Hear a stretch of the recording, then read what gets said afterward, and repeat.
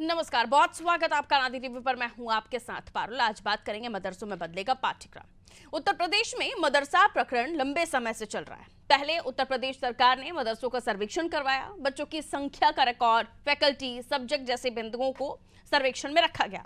कितने मदरसों में गैर मुस्लिम बच्चे पढ़ते हैं, इसकी भी जानकारी ली गई। इसके बाद मदरसों को नोटिस भी दिए गए। मदरसा बोर्ड में बदलाव किया गया। इस साल राष्ट्रीय बाल संरक्षण आयोग ने एक कदम और आगे जाकर मान्यता प्राप्त मदरसों को बंद करने का भी आदेश देते हुए उन मदरसों के बच्चों को शिक्षा के अधिकार कानून के तहत सरकारी स्कूल में ट्रांसफर करने की सिफारिश की। आपको बताते चले, बाल संरक्षण आयोग जैसी संस्थाएं केवल सिफारिश कर सकती हैं, निर्देश नहीं दे सकती हैं। लेकिन उत्तर प्रदेश और त्रिपुरा की सरकारों ने इन सिफारिशों को गंभीरता से लिया और मदरसों पर एक्शन शुरू कर दिया, जिसके चलते जमीयत उलेमाए हिंद ने सुप्रीम कोर्ट का दरवाजा खटखटाया। कई दिन तक चली सुनवाई के बाद अब सुप्रीम कोर्ट ने बाल अधिकार संरक्षण आयोग की सिफारिश पर रोक लगा दी है और कहा कि मदरसों के बच्चों को सरकारी स्कूल में नहीं भेजा जाएगा, ना ही मदरसे बंद किए जाएंगे। सुप्रीम कोर्ट ने यह आदेश संविधान में मौलिक अधिकारों के अनुच्छेद 29 और 30 के तहत दिए गए प्रावधानों के तहत दिया है। इन प्रावधानों में साफ कहा गया है कि अल्पसंख्यक संस्थाओं को शिक्षा के अधिकार कानून के दायरे में नहीं लाया जा सकता। इनमें मदरसे भी शामिल हैं। सुप्रीम कोर्ट के इस फैसले के बाद उत्तर प्रदेश सरकार को बैकफुट पर आना पड़ा। अनुच्छेद 29 और 30 में बदलाव किए बगैर मदरसों के बच्चों को शिफ्ट नहीं किया जा सकता और अवैध मदरसों को बंद भी नहीं किया जा सकता। सवाल यह है कि क्या उत्तर प्रदेश सरकार उत्तराखंड की तरह मदरसों के पाठ्यक्रम में बदलाव करेगी? आज की चर्चा इन्हीं सवालों के इर्द गिर्द करते हैं। पहले कुछ प्रतिक्रियाएं इस पर हैं, आपको वो सुनवा देते हैं। सुनिए। एनसीपीसीआर लगातार मदरसों के खिलाफ पूरे देश के अंदर एक अभियान छेड़ रखा है। जब उसको मौका मिलता है कोई न कोई मदरसों पर आरोप लगाना, मदरसों को तंग नजरी से देखना, मदरसों को जाके नज़दीक से न देख पाने के कारण मदरसों के बारे में गलत धारणा रखना, मदरसे किस तरह से काम कर रहे हैं, अंत्योदय के तर्ज पे मदरसे काम कर रहे हैं, ऐसे पंक्ति में खड़े ऐसे बच्चों को पढ़ाने काम कर रहे हैं जिन्हें एजुकेशन अभी मिलना बहुत मुश्किल था। ऐसे में मदरसों के अंदर बात बात में मुसलमान हिंदू करना, हिंदू बच्चों को वहाँ से निकाल कहीं और प्रवेश दिलाया जाए, इस तरह की बातें करने का आज माननीय सुप्रीम कोर्ट ने स्टे लगा दिया है, जिसका मैं पूरी तरह से स्वागत करता हूँ। सुप्रीम कोर्ट ने एक बड़ा फैसला दिया है और एनसीपीसीआर के मंसूबों को नाकाम कर दिया है। सुप्रीम कोर्ट के इस फैसले का मैं तहे दिल से इस्तकबाल करता हूं। देश की सर्वोच्च न्यायालय ने बहुत अच्छा फैसला दिया है कि एनसीपीसीआर ने जो सिफारिश की थी कि मदरसे के बच्चों को सरकारी स्कूलों में बाकायदा दाखिल किया जाए, शिक्षा के नाम के ऊपर मदरसों को ख़त्म करने की पूरी एक वेल प्लान वे में सिफारिश थी, जिसको देश की सर्वोच्च न्यायालय ने बाकायदा रोक लगा दी है।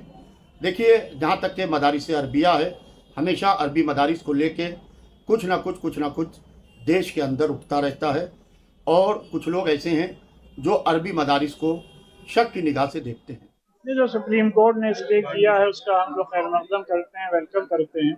और इससे पहले जो लेटर जारी किया था मदारिस के सिलसिले में, वो अपने आप में हम समझते हैं कि अनडेमोक्रेटिक था, अनकॉन्स्टिट्यूशनल था। और अपने मुल्क के कॉन्स्टिट्यूशन ने हमें पूरा इख्तियार दिया है कि हम अपने मदारिस में अपने बच्चों को तालीम दें, और वो तालीम दी जा रही है। और अपने मदारिस में बच्चों को जो बेसिक एजुकेशन है related to English, Hindi, science और मैथ्स, वो भी दी जा रही है। तो इस लेटर के जरिए से जो गलतफहमियाँ फैलाई गई थी, उसके तहत अब जो सुप्रीम कोर्ट ने उस पर स्टे किया है उसका हम लोग खैर मकदम करते हैं। देखिए, केंद्र की आदरणीय मोदी जी की सरकार हो या उत्तर प्रदेश की योगी आदित्यनाथ जी की सरकार हो, हम स्पष्ट रूप से सबका साथ, सबका विकास, सबका विश्वास के नारे को लेकर आगे बढ़ते हैं। हमारा मानना है कि समाज में जो भी बच्चे हैं वो शिक्षा के क्षेत्र में आगे बढ़ें। इसी के तहत मदरसों के आधुनिकीकरण का काम किया गया। लगातार इस काम को आगे बढ़ाया जा रहा है। हमारा मानना है कि एक हाथ में कंप्यूटर, एक हाथ में कुरान होनी चाहिए। माननीय उच्चतम न्यायालय ने जो फैसला दिया है उसका अध्ययन करेंगे और उसमें जो उन्होंने निर्देश दिया है निश्चित रूप से उस पर सरकार जो है विचार करने के बाद आगे बढ़ेगी। तो बाल संरक्षण आयोग ने जो सिफारिश की थी उस सिफारिश पर कोर्ट ने रोक लगा दी है और उसके बाद ये माना जा रहा है कि उत्तर प्रदेश उत्तराखंड की तर्ज पर पाठ्यक्रमों में कुछ बदलाव कर सकता है। लेकिन सवाल ये कि क्या वाकई उत्तर प्रदेश सरकार को इस मामले में बैकफुट पर आना पड़ा, क्योंकि पहले मदरसों को बंद करने की बात सामने आ रही थी और ये वो मदरसे हैं जो पहले वैलिड हुआ करते थे, अब इनवैलिड हो गए, यानी इनकी मान्यता अब नहीं है। तो क्या इनकी मान्यताएं रद्द करना, माफ कीजिए, इनकी मान्यताएं रीन्यू करना बंद कर दिया गया है? और पहले इन्हें अगर मान्यताएं मिल रही थी तो तब नॉर्म्स नहीं देखे गए थे कि इन्होंने नॉर्म्स का पालन किया है नहीं किया? बहुत सारी चीजें जिनको लेकर हम चर्चा करने वाले हैं, लेकिन इसी चर्चा के साथ ये भी समझने की कोशिश होगी कि अब मदरसों में जो बच्चे पढ़ रहे हैं उनकी एजुकेशन के लिहाज से क्या बदलाव होने चाहिए और क्या बदलाव किए जाएंगे। आइए मिलिए उन मेहमानों से जो चर्चा में हमारे साथ जुड़ रहे हैं, आगे उन्हीं से समझने की कोशिश। केसी जैन साहब भारतीय जनता पार्टी से जुड़े हुए, जैन साहब स्वागत। मोहम्मद इखलाक जी सपा से हमारे साथ जुड़े हुए, आपका भी स्वागत करती हूँ सर। जावेद अहमद साहब चेयरमैन हैं वक्फ वेलफेयर फोरम से, हमारे साथ जुड़े हुए हैं, सर स्वागत। अशफाक उल्लाह खान साहब मुस्लिम स्कॉलर हैं, हमारे साथ जुड़े हुए हैं, आपका भी स्वागत करती हूँ। भारतीय जनता पार्टी से शुरुआत, केसी जैन साहब, बैकफुट पर आना पड़ा क्योंकि पहले बंद करने की बात, और वो भी वो सलाह थी, एडवाइस थी, जिसे आपने निर्देशों की तरह ताबड़तोड़ तरीके से शुरू कर दिया था, चालू करना। जमीयत उलमा हिंद को कोर्ट जाना पड़ा, जिसके बाद रोक लग गई है। जैन साहब ऑडियो सर अनम्यूट कीजिए। जी जी, आवाज मिल रही है आपको? जी आ रही है सर, कहिए। देखिए पारुल जी, जो सरकार का उद्देश्य है बिल्कुल साफ है, साथ ही साथ केंद्रीय बाल संरक्षण आयोग का जो उद्देश्य है वो भी बिल्कुल स्पष्ट है कि बिना किसी भेदभाव के और आधुनिक शिक्षा के साथ बच्चों को जो शिक्षा है वो प्राप्त हो, और जो उनकी मूलभूत आवश्यकताएं हैं एक शिक्षण संस्थान में जो होनी चाहिए वो सारी की सारी उनको मुहैया। आपने देखा होगा, आपको याद होगा कि हम लोग कई बार जिस समय इन मदरसों पे जांच हो रही थी, कई सारे मदरसे ऐसे पाए गए जहाँ पे न लैट्रिन की व्यवस्था है, न बाथरूम की व्यवस्था है। एक बच्चे कमरे में पढ़ रहे हैं, वहाँ पे मदरसा चल रहा है, एक के ऊपर एक, जैसे लगता है कि जानवरों की तरीके से बच्चे भरे हुए हैं। पानी की व्यवस्था नहीं पीने की, गर्मी में कोई पंखे तक की व्यवस्था नहीं है, शौचालय की व्यवस्था नहीं है, बच्चे और बच्चियों की अलग अलग। इन सारी चीजों को देख करके एक रिपोर्ट सौंपी गई थी सरकार को भी, कोर्ट को भी, कि उसमें तमाम सारे मदरसे जो इस तरीके की श्रेणी में आते थे कि वहां पे शिक्षा नहीं दी जा सकती। तो ऐसे में उनकी जो चीजें थी उसको लागू किया गया।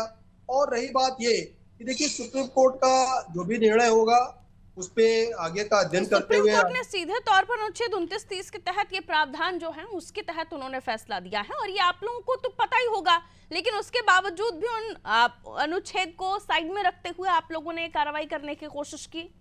नहीं, इस पर नियत पर भी बात आ रही है ना सर, इतनी तेजी क्या थी?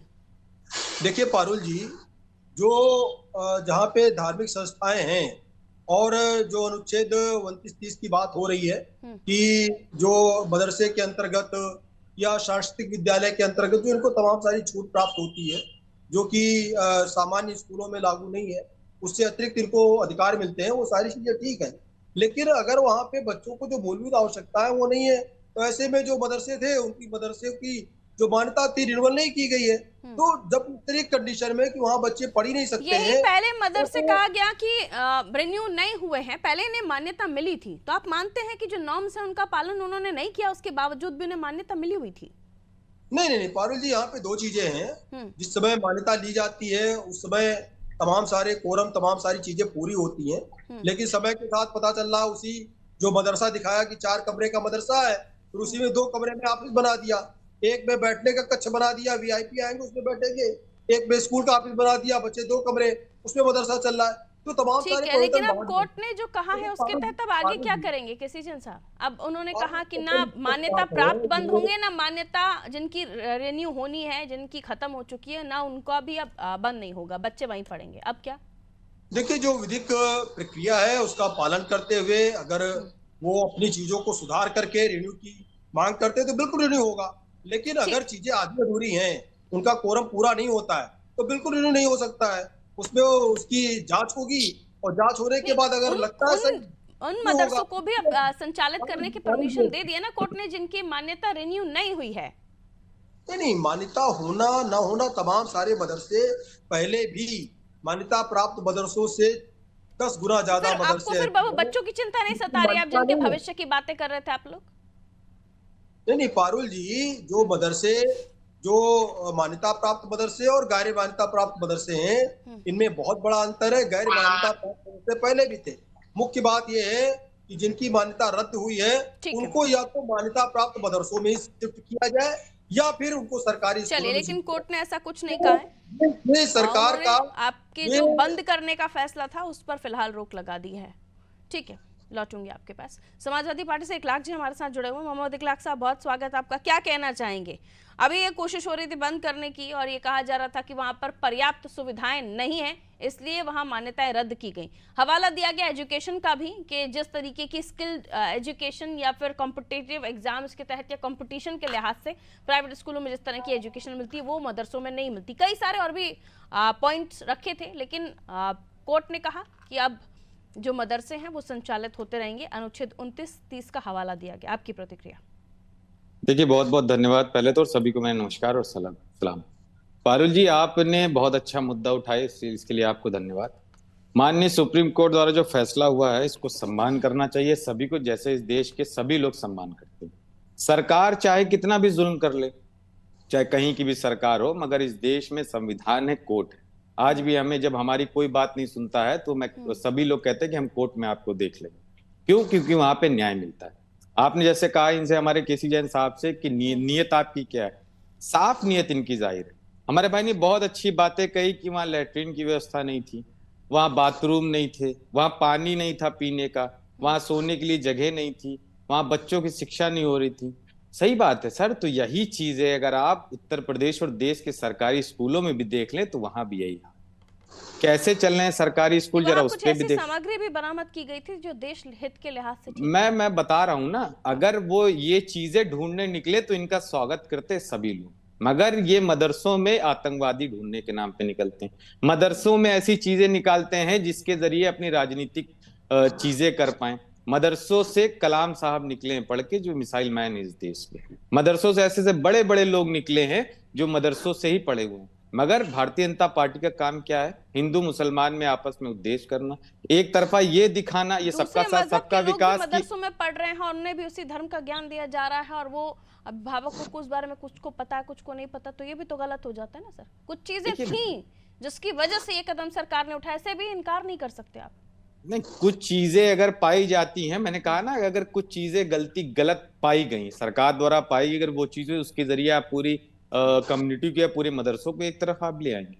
आप जो पाए गए हैं, अगर कुछ चीजें ऐसी हैं तो आप उन पे कार्रवाई करिए। ऐसे तो बहुत आरएसएस से संगठन है जिनके खिलाफ भी गलत चीजें पाएगी, जिनके ऑफिस में गलत चीजें पाएगी, तो क्या आप पूरे आरएसएस के कार्यालयों को बैन कर देंगे उस देश में? क्या आप आरएसएस कार्यालयों को लेके कोर्ट चले जाएंगे? मगर बात सिर्फ मदरसों की थी। भारतीय जनता पार्टी ये दिखाना चाहती है कि मदरसों के और मुसलमानों के खिलाफ है, जिनके बलबूते चुनाव लड़ते और जीतते आए।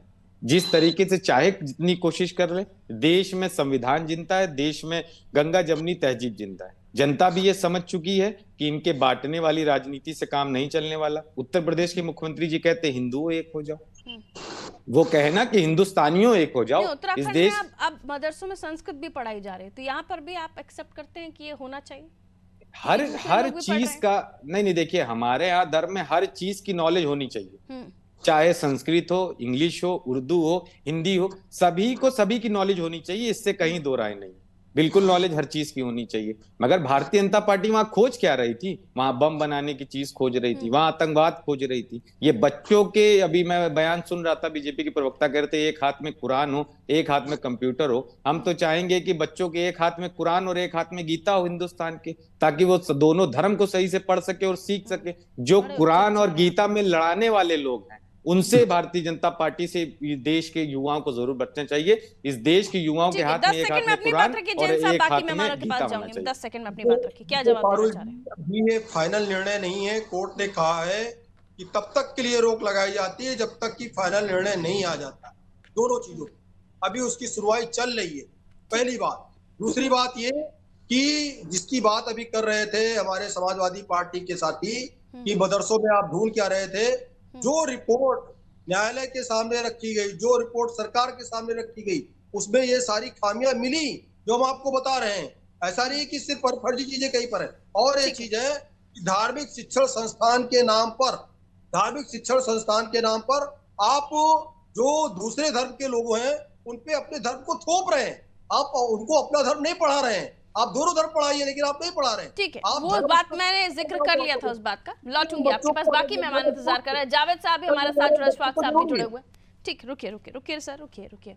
अशफाक साहब, आपका क्या कहना है इस पूरे मसले को लेकर? एक तरफ पहले ये कहा जा रहा था कि जो मान्यता प्राप्त मदरसे नहीं है या उनकी मान्यता रद्द हो गई है, रिन्यू नहीं हुई है, उन्हें बंद कर दिया जाएगा। और फिर अब बाल संरक्षण आयोग का जो सिफारिश थी उस पर भी कोर्ट ने रोक लगा दी है, लेकिन पूरी तरीके से रोक नहीं है। क्या कहना चाहेंगे अशफाक जी? देखिए, सर्वोच्च न्यायालय का जो फैसला है, सर्वोच्च न्यायालय सर्वमान्य है, लेकिन मैं अगर अपनी एक राय रखता हूँ, अपने एक विचार रखता हूँ जी, तो मैं ये कहूँगा, देखिए जिस तरह स्कूल कॉलेज शिक्षा का मंदिर होते हैं, वैसे मदरसा भी शिक्षा का मंदिर है, बच्चों को तालीम दी जाती है। लेकिन आज मदरसों की जो परिभाषा है वो बदल चुकी है पूरी तरह से। मदरसा माफिया पूरी तरह से हावी हैं। मदरसा माफिया मैं इसलिए कहूंगा कि आप उनका टारगेट ये नहीं कि बच्चे शिक्षित हों, उनका टारगेट ये है कि मेरी तिजोरी कैसे भरी जाए, मेरी तिजोरी कैसे भरे। मैं ये कहना चाहूंगा कि देखिए, अभी मेरी नॉलेज में कुछ मदरसे ऐसे हैं कि जो बहुत अच्छा काम करते हैं, बच्चों को शिक्षा भी देते हैं, इंसानियत का पाठ पढ़ाते हैं, देशभक्ति की बातें करते हैं। मैं ऐसे मदरसों को सलाम करता हूं। लेकिन अधिकांश मदरसे ऐसे हैं जिन्होंने मदरसे खोल लिए दर्जनों के हिसाब से, एक एक परिवार ने दर्जनों के हिसाब से मदरसे खोल लिए। उस पर किसी भी चीज को न वो शिक्षा को तवज्जो देते हैं, न बच्चों की स्वास्थ्य को तवज्जो देते हैं। उन्होंने सिर्फ मदरसा खोल लिया, और ऐसे मदरसों में ज्यादातर देश विरोधी गतिविधियां संलिप्त हैं, ऐसे मदरसे संलिप्त हैं उसमें।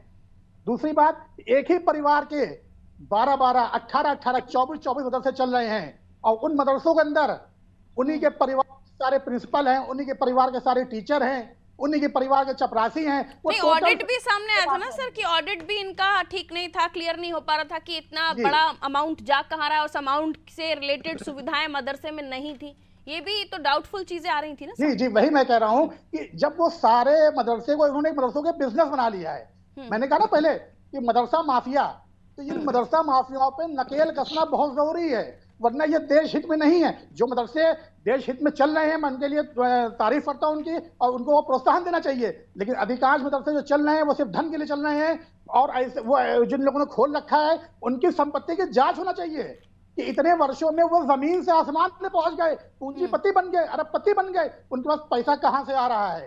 एक मामूली इंसान ने मदरसा खोला एक कमरे का, वो मदरसा चंद ही दिनों में बिल्डिंग बदल गया, चंद ही दिनों में बिल्डिंग बदल गया। और उस मदरसे में जितने टीचर हैं, जितने प्रिंसिपल हैं, जितना स्टाफ है, सब उसी परिवार का, उसी खानदान का। मैं प्रयागराज की बात करूं, मेरे नॉलेज में एक ऐसा परिवार है, प्रयागराज में एक ऐसा परिवार है जिसके 18 मदरसे चल रहे हैं, और उन 18 मदरसों में सारे उनके परिवार के टीचर भी हैं, प्रिंसिपल भी हैं। मैं बहुत जल्द माननीय मुख्यमंत्री जी से मिलकर के इस घटना को मैं सामने लाऊंगा, क्योंकि ये देखिए बिल्कुल सरासर गलत है। ये ऐसी भी चीजें हैं जिनको आप आंख मूंद कर बिल्कुल भी नकार नहीं सकते कि बिल्कुल सब कुछ सही चल रहा है, और कोर्ट के आदेश के मुताबिक अभी रोक है। लेकिन जैसे कि अभी अशफाक जी भी कह रहे हैं कि इन चीजों को भी सामने लाया जाएगा। ठीक है, जावेद साहब सुन पा रहे हैं आप मुझे? सर सुन पा रहे हैं। जावेद साहब, आपका क्या कहना है इस पूरे मसले को लेकर? एक तरफ ये कहा जा रहा है कि कोर्ट ने बिल्कुल सही डिसीजन लिया, इसे ध्रुवीकरण के तहत, राजनीति के तहत भी देखा जा रहा है, और दूसरी ओर ये भी कि जो क्वालिटी एजुकेशन मदरसे में भी बच्चों को मिलनी चाहिए उस पर भी विचार हो। जावेद साहब आप सुन पा रहे हैं मुझे? शायद डिस्कनेक्ट हुए हैं जावेद साहब हमारे साथ, हम दोबारा से लौटेंगे जावेद साहब के पास। आप अखलाक साहब क्या कहेंगे? अभी अशफाक जी ने बहुत सारी चीजें पोल खोल कर रखी है और ये बताया है कि हकीकत में हो क्या रहा है मदरसों की आड़ के पीछे। हम ये नहीं कहते कि सभी जगह ऐसा हो रहा होगा, लेकिन कई जगहों पर इस तरह की भी तस्वीरें सामने आई हैं। देखिए, मैं अभी समाजवादी पार्टी से सवाल है मेरा जी खान साहब को फोन लाइन पर कनेक्ट कर लीजिए। जावेद जी का ऑडियो नहीं मिल पा रहा है हमको। मैं उनको सुन रहा था, अशफाकुल्लाह खान साहब को। इन्होंने कहा कि ऐसे मैं बोलूं या नहीं? मैं कनेक्ट करवा रही हूँ जावेद जी, आपको कॉल पर आपका ऑडियो नहीं मिल पा रहा है ठीक से। आ रही हूँ वापस आपके पास। अशफाक उल्लाह साहब की मुझे लगता है किसी एक परिवार के साथ काफी रंजिश जो सामने दिख रही है आज मीडिया पर। इन्होंने कहा कि मैं एक परिवार को जानता हूं जिन्होंने 18 मदरसे खोले मैंने एक उनके मिसाल दी है, मैंने एक मिसाल दी है, एक परिवार मतलब एक मिसाल दी है। अशफाक उल्लाह साहब मैंने आपको सुना, मैंने आपको सुना तो मैं समझता हूँ, सुनिए मैंने आपको मैं बता दूं आपको, अरे समाजवादी सुनने का काम तो करिए अशफाक उल्लाह खान साहब, अभी तो मैंने कुछ बोला ही नहीं। और समाजवादी पार्टी को आज से लोग नहीं ब्लेम कर रहे, बहुत टाइम से कर रहे हो, करते आए, साबित कुछ नहीं कर पाए। दूसरी चीज मैं आपकी बातों को जो हाँ साबित आप करिएगा बैठ के, वो पता चल रहा है किसके बगल में बैठ के क्या साबित करना चाह रहे हैं, वो सब देख रहे हैं। मैं आपकी बातें सुन रहा था, जिन्होंने इन्होंने बताया मेरे पास रिपोर्ट है, आप रिपोर्ट लेके जाइए, पेश करिए। इनकी चीजें ऐसी हैं कि इन्होंने कहा कि एक मदरसे ऐसे हैं, आप उत्तर प्रदेश के मदरसे घूमिए जाके, और उत्तर प्रदेश के मदरसे के साथ साथ सभी स्कूलों और जहां शिक्षा दी जाती वहां भी घूमिए, आप जाके देखिए क्या हो रहा है। अगर ये कह रहे हैं कि 18 मदरसे उन्होंने खोले तो बच्चे भी तो जा रहे होंगे, अगर कोई गैर कानूनी चीज हो रही है तो बिल्कुल उस पे जितने मदरसे अवैध खुले हुए हैं, जो यहाँ तक मान्यता प्राप्त मदरसे भी हैं, तो सरकार फिर क्यों मान्यता प्राप्त है, तो सरकार के आंख में चला रहे हैं, सरकार अपनी आंख में पर्दा डाले हुए है। अगर मान्यता प्राप्त तो सुनिए, अरे अशफाक उल्लाह साहब सुनिए, अगर वो मान्यता प्राप्त है तो सरकार क्या कर रही है? 6 साल से सरकार क्या कर रही है? 6 साल से आप क्या कर रही है? जो पिछली सरकारों ने उसमें लपेट के रखा है ना, तो 6 साल से क्या पिछली सरकार ने कुछ खोल नहीं पाया है? 6 साल में पिछली सरकार ने कुछ खोल नहीं पाया है क्या? 6 साल से क्या सरकार क्या कर रही थी? 6 साल से क्यों नहीं कुछ कर पा रही थी? 6 साल हो गए मुख्यमंत्री जी को, वो चुनाव के टाइम एक्टिव होती है, ये उपचुनाव है तो एक्टिव है। इसे ऐसे पर्सनल बहस में मत ले जाइए, पर्सनल बहस में मत ले जाइए। जो हम जिक्र कर रहे हैं वो आज इसलिए हो रहा है कि मदरसों में पढ़ने वाले बच्चों को सही शिक्षा मिले, और इसकी आड़ में जो माफिया पनप रहा है उस पर भी नकेल कसी जा सके। ठीक है जावेद साहब, आर यू गेटिंग मी? तो मैं इनको बताता, सबका साथ सबके विकास से समझ में आ गया है। ठीक है, 1 लाख जी रुकिएगा। जावेद साहब आवाज मिल रही है आपको? आपकी आवाज आ रही है, मेरी आवाज आ रही है? कहिए सर, कहिए, क्या कहना चाहेंगे, कहिए।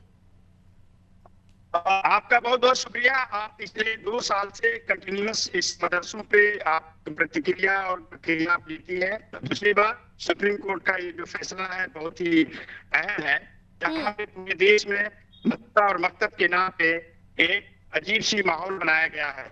उसी क्रम में NCP sir I am really very sorry, आपका ऑडियो बहुत डिस्टर्बिंग है, वो ब्रेकेज हो रहा है बहुत आपकी आवाज में। मुझे माफी के साथ आपसे इजाजत लेनी होगी। मैं चाह रही थी कि आपसे मैं प्रतिक्रिया ले पाऊं, लेकिन वॉइस में बहुत डिस्टर्बेंस है सर, बहुत डिस्टर्बेंस है। किसी जन साहब आप अपना एक रिएक्शन दीजिए, उसके बाद मुझे इजाजत लेनी होगी। कहिए। देखिए पारुल जी, अभी अशफाक उल्लाह साहब जो बात कह रहे थे उस पे समाजवादी पार्टी को दिक्कत होगी। दरअसल वो कोई व्यक्तिगत या एक मदरसे की बात नहीं कर रहे, उन्होंने तारीफ भी की, जो लोग अच्छा काम कर रहे हैं, जो लोग एजुकेशन दे रहे हैं, अच्छी बात। लेकिन अगर फॉरेन कंट्रीज से आप डोनेशन ले रहे हैं, उस डोनेशन का कोई विवरण नहीं दे रहे हैं, आपके सीए चार्टेड अकाउंटेंट कोई विवरण नहीं दे रहे हैं। अभी इकरार साहब बता रहे थे कि ऐसे कई मदरसे भी संचालित हैं जो पारिवारिक चल रहे हैं, मम्मी पापा भाई बहन सब टीचर बने हुए हैं वहाँ पे। देखिए पारुल जी, उन पर नजर क्यों नहीं गई? कहीं ना कहीं सिर्फ और सिर्फ पैसा कमाने के लिए मदरसे खोल करके परिवार के भी 18 लोग अगर 18 मदरसा चला रहे हैं, टीचर भी उनके, चपरासी भी उनके, सब कुछ उनका है, और सरकारी जो मान्यता प्राप्त है, जिन्होंने सरकारी मान्यता ली है वो भी ऐसे, वो क्या शिक्षा देंगे? उनका काम क्या होगा? मदरसों में भी अगर दूसरे धर्म के लोग पढ़ रहे हैं तो उन्हें बंद तो कर नहीं रहे हैं, है ना? नहीं, अब वहाँ पर क्या पढ़ाई पाठ्यक्रम बदलेंगे, क्या करेंगे? पारुल जी, जो दूसरे धर्म की बात आई वो इसलिए आई कि अगर आप वहाँ पे धार्मिक तालीम दे रहे हैं, अगर आप उसको दीनी तालीम वहां पर दे रहे हैं, तो वहां पर आप उन चीजों को थोपने का काम कर रहे हैं। और मदरसे में इस चीज की छूट है, जो 29 और 30 की अनुच्छेद की बात हो रही है, उसके अंतर्गत उनको अपनी धार्मिक शिक्षा देने की छूट है। तो कम से कम जो दूसरे धर्म के, अगर कोई हिंदू है, सिख है, जैन है, उसको अपना धर्म के बारे में जानकारी हो, उसको अलग से एजुकेशन दीजिए। अगर इसके लिए जो बाल संरक्षण आयोग है केंद्रीय, ठीक है जावेद साहब का ऑडियो मिल रहा है अभी, मैं एक रिएक्शन उनसे ले लूं क्योंकि वो एक भी बार अपनी बात नहीं रख पाए। जावेद साहब प्लीज कंप्लीट करिए। क्या मेरी आवाज आ रही है? आ रही है सर, कहिए। हाँ, मैं मेरा इसमें आपसे जैसे मैंने बताया कि पूरे हिंदुस्तान के डिफरेंट सूबे के चीफ सेक्रेटरी को एक निर्देश जारी किया जाता है एनसीपीआर के चेयरमैन से कि मदरसों को जहाँ पे शिक्षा के अधिकार के अधिनियम के तहत जो भी इसकी मूलभूत प्रक्रिया नहीं है उनको बंद कर दिया जाए और उन बच्चों को सरकारी स्कूल में भेज दिया जाए।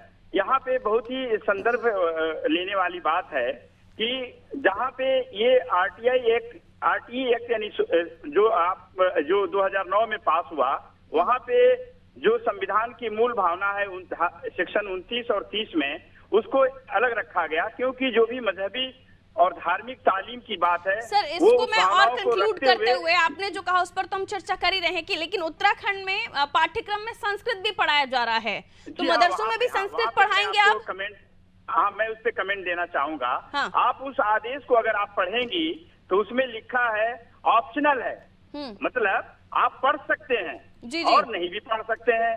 तो जैसा कि और भी स्पीकर ने कहा है, मजहब अपनी जगह पर है, लेकिन शिक्षा का अरबी, फारसी, संस्कृत या तमाम भाषाओं को अर्जित करना ये एक ठीक है, लेकिन कुछ ऐसी एक्टिविटीज भी जो नहीं होनी चाहिए, जो सही नहीं है, जैसे कि अभी इस पर चर्चा भी हो रही थी, लेकिन उस पर भी तो नकेल कसने की आवश्यकता है। बहुत बहुत शुक्रिया आप सभी का हमारे साथ चर्चा में जुड़ने के लिए। हम उत्तर प्रदेश की बात कर रहे थे, बाल संरक्षण आयोग का एक आदेश जिसमें कहा गया था, आदेश नहीं, सिफारिश थी, जिसमें ये कहा गया था क्योंकि बाल संरक्षण आयोग को अधिकार नहीं है कि वो किसी तरह का निर्देश या आदेश सरकार को दे सके। उन्होंने एडवाइस की थी, सिफारिश दी थी कि जो मदरसे हैं इस तरह से जो संचालित हो रहे हैं उन्हें बंद कर दिया जाए और जो गैर मान्यता प्राप्त मदरसे उनके बच्चों को सरकारी स्कूल में शिफ्ट कर दिया जाए। लेकिन राइट टू एजुकेशन या फिर जो अनुच्छेद 29-30 कहता है उसके तहत आप मदरसों को नहीं बंद कर सकते, चाहे वो मान्यता प्राप्त हैं या गैर मान्यता प्राप्त हैं।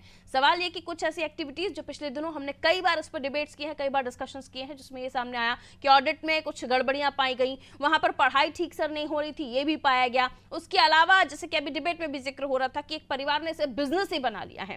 तो इन तमाम पॉइंट्स को भी कंक्लूड करते हुए आगे कोर्ट में इस बात को बीजेपी का कहना है कि सरकार अपना पक्ष रखेगी, उसमें ये बातें भी रखी जाएंगी। क्या आगे इसको लेकर कार्रवाई होगी या फिर जो गलत तरीके से मदरसे चला रहे हैं या फिर कुछ ऐसी एक्टिविटीज जो ठीक नहीं है, बच्चों के हित से इतर हैं, उस पर उन मदरसों पर कोई कार्रवाई होगी या आने वाले समय के साथ देखना दिलचस्प होगा, क्योंकि मदरसों को लेकर फाइट बड़ी तकड़ी और इसे ध्रुवीकरण के साथ भी जोड़ा जा रहा है, क्योंकि पॉलिटिक्स है और ऐसे मामले राज्य में कास्टिज्म से तो जुड़ते ही। दीजिए इजाजत, नमस्कार।